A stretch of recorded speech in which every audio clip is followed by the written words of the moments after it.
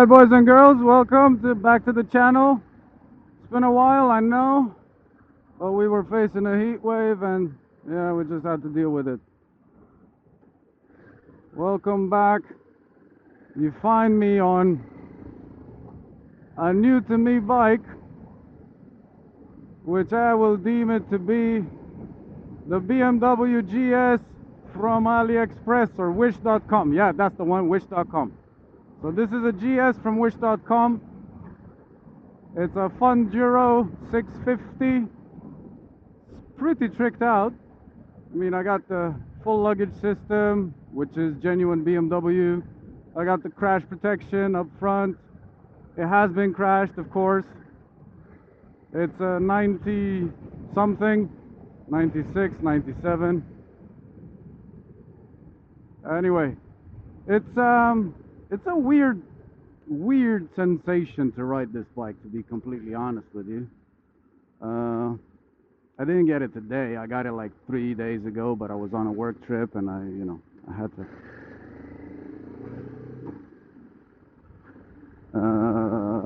Anyway, it's so weird coming from sport bikes and cruisers and stuff, which, don't get me wrong, I mean, cruisers have plush suspension, but this is on a different level. I mean, the suspension travels so long, it soaks up the bumps like they're not even there. I mean, like that little step back there that we just went through, my Vulcan Classic would just give me spinal injury or something.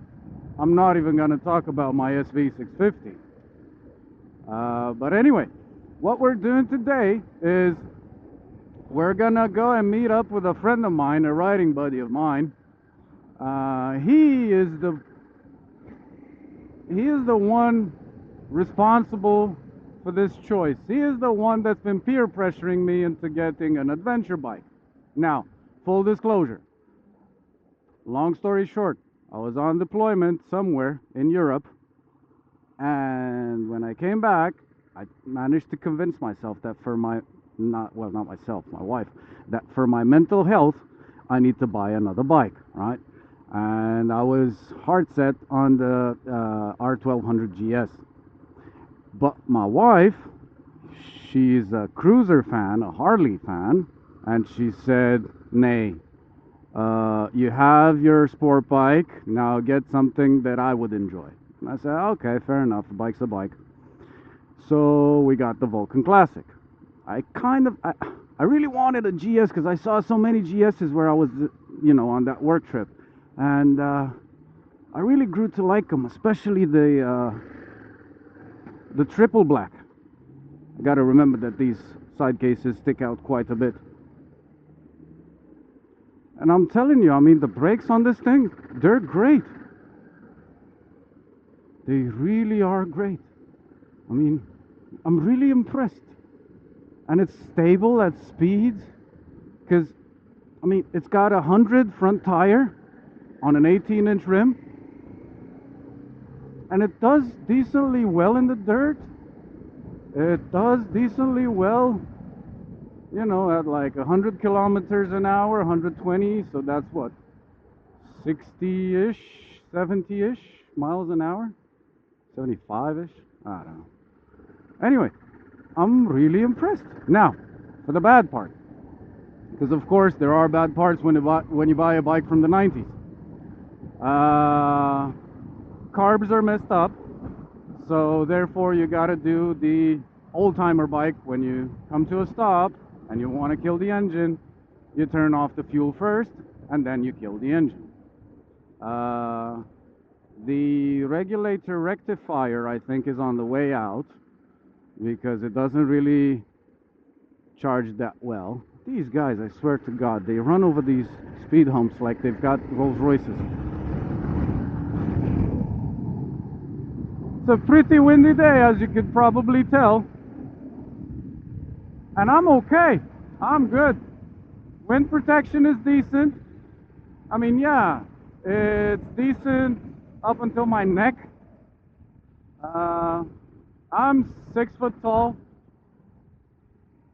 But this is such a good transitioning bike into the world of ADV.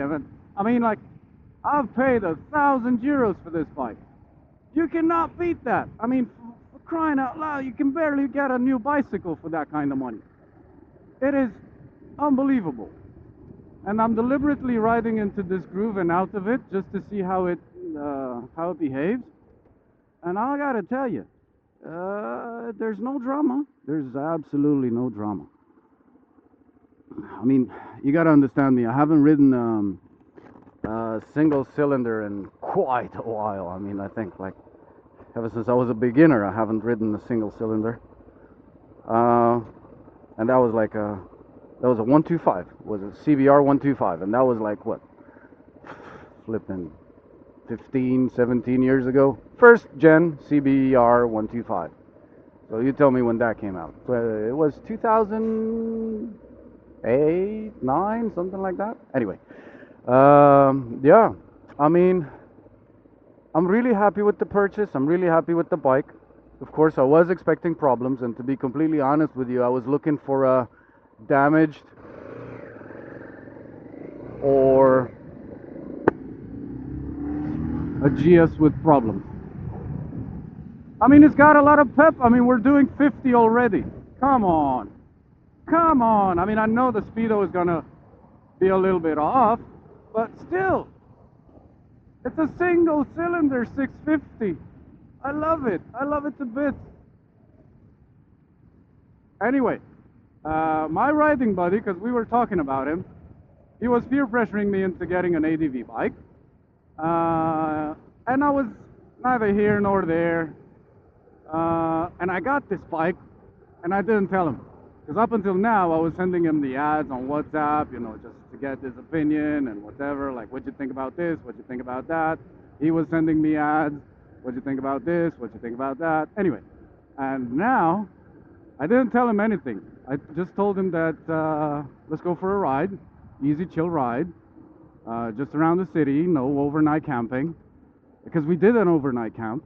And my Vulcan did keep up with the Tenere.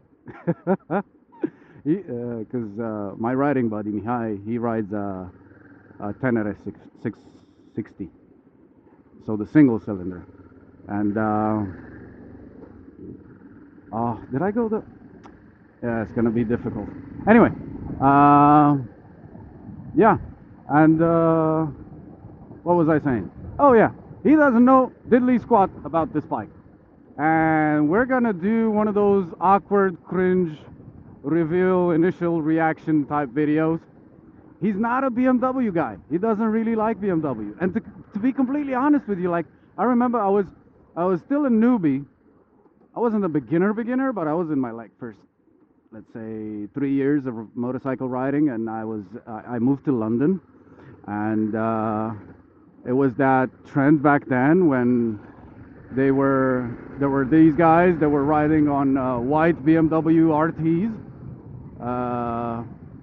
and they had, so it was the white BMW with the side cases, and they had a checkered vest, reflective vest that said polite think bike. And from a distance, when you're hammering on an R6 like I used to do, and you see polite, you can't really tell if it's polite or police. So I swear to God, I wanted to throw my shoes at those guys. But yeah, I mean, and eventually I got a white BMW, the thing that I kind of hated the most. But it doesn't matter. We're gonna make the most of it. We're gonna love this bike for a couple of years, maybe more. Why is this woman creeping forward? I don't know. Some people are savages. Yeah. Anyway, we're now gonna ride the wrong way going to that fuel station where we're supposed to meet up. It's 11:54. We said we'll be there at 12. And just like in the last video, I'm running slightly late because I didn't know how much fuel there was in the bike. Obviously, there's no fuel gauge on an old bike, and a single cylinder, and BMW's cheapest bike. Because this was, don't get me wrong, I mean, this was a joint venture between BMW and Aprilia. So it's not really a BMW, but it kind of is. But hey, I mean, just this just goes to show. Holy I went over those bumps last month. I mean, uh, bumps are, yeah, they're gonna get worse with time, but not that much worse. Anyway, I went over those bumps like a month ago with the Vulcan, and I thought I was gonna like lose it because it developed a little bit of a head shake because it's in the corner and whatever. And this thing didn't even care about them. So I guess splitting with these huge cases is out of the question. I will make the most of it. Doesn't matter. I hate stop and go stuff. Okay, let's open up the ye old helmet. This is a flip-up helmet, but when I flip it up, I grab my beard sometimes, and I'm kind of scared to do it anymore. Gearbox shifts just fine. I've had it up to like 140 kilometers an hour, which is like what, 90? Uh, Cooling fan starts and stops when it's supposed to. I think when it's supposed to, because I can't really see the temperature gauge because I mounted my phone like on top of it. What else? Oh, it's got a stupid German fail-safe system that I need to deactivate ASAP. I think I'll do it when I get back home right now. So basically, if the bike is on the side stand, it doesn't matter if it's in gear, in neutral, clutches in, clutches out, it won't start. Which is so stupid. Like, come on, this is not really an entry level bike. I mean, yes, it's an entry level into the world of kind of dirt, kind of not really dirt, you know. But still, I mean, come on, we know when our bikes are, when you should start the bike and when you're not supposed to start the bike. Okay, let's do, can we go left here? Yeah, we can go left here. Yeah, we're approaching this fuel station from a weird, awkward angle. So basically, we're gonna have to shoot past it and then turn around. What the hell is that guy with the X6 doing? Jesus Christ. I hope the camera caught that. And he's relentless to go on the other side of the road. What the hell?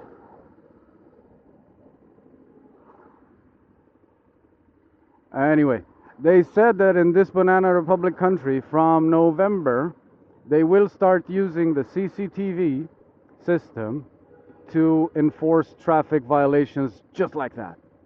So that guy would be without a driver's license because there are so many cameras. I mean, it's weird not to use them when people are like, especially stuff like that. Come on.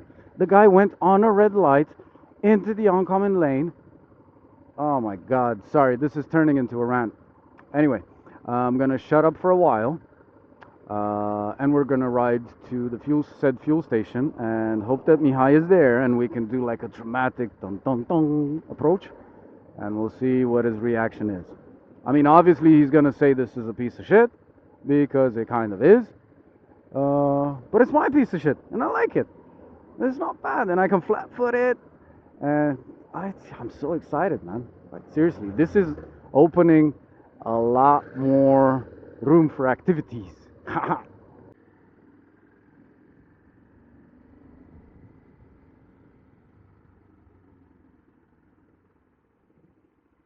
No, he's not here. Ah, now that's a disappointment.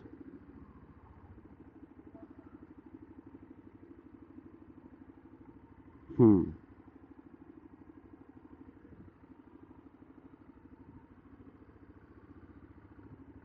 Let's park here in the shade.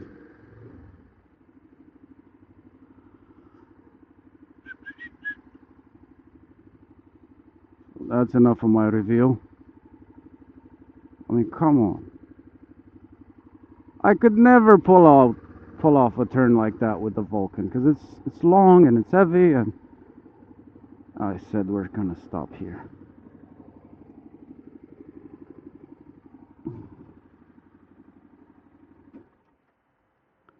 Bam. Okay, so apparently I'll catch you later with the review. Actually, no, let's do this. Let's take the camera off the thingy and let's do a quick walk around of the bike. So it's got the high adventure style crash bars out front, 18 wheel on the front, with a Pirelli tire, single disc obviously, but with a Brembo caliper. Yeah, the crash bars have some scuff marks because, I mean, you can't expect a bike like this not to be dropped. Rear foot peg has been broken, so hence the, whatchamacallit, can't be fixed into it. But come on, I mean, look at it. Yeah, the seat is torn. It's got a temporary redneck fix to it. It's got the BMW power port already, but I don't know if that's active because I don't have any BMW accessories. It's got the full touring pack and it's genuine BMW. I mean, all in all, I like it. It's got a Michelin semi-dirt oriented tire on the back. I like it, bro. I really do. Anyway, that's that for now. And we'll wait for this guy to come back, to show up. Anyway, all right. I'll catch you in a little bit. So didn't really get the reveal I wanted, but anyway.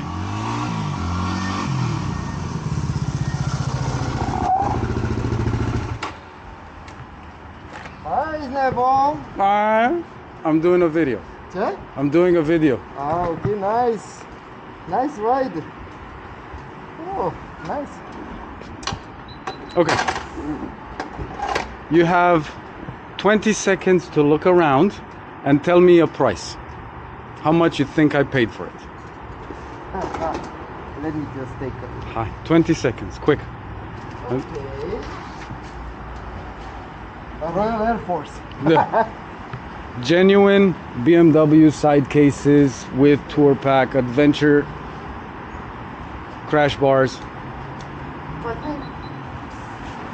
think around 2,000 to 250. In Romanian lei is 4,000. Seriously? Let's say in euros is 1,000 euros, but it's not. Oh, nice. Nice. Nice. Can I sit on it? Yeah. You can flat for it. What the fuck? I told you. What the fuck? I told you. That's why I told you to come with the big Tenere, so you can go from that to this quick. Because I'm telling you, as far as engine performance is concerned, there's not a big difference. Yeah, I think so. 50 horsepower. Hmm? 50? 50. Mine, the Tenere has like 40? No, Yeah. 56 or something. No. No, 56. Nice. But no ABS. And carb. Hmm? And carburetor. Yeah, it doesn't matter. Nice. Okay, we're gonna smoke and we're gonna talk to you guys in the forest.